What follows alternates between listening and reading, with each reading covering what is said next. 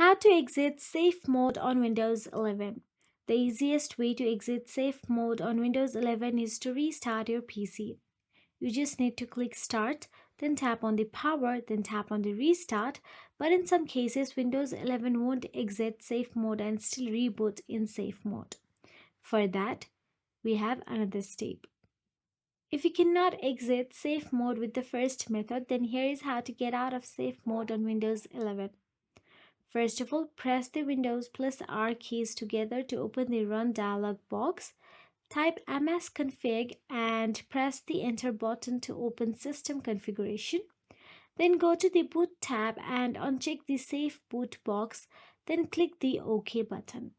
Then it will restart your computer to the normal Windows 11. If you enter safe mode using advanced startup, you cannot use other methods and you can only finish that via settings. Press the Windows plus I keys together to open settings. Go to the system, then recovery. Under the recovery options part, click restart now next to advanced startup to enter Windows recovery environment. And that is it.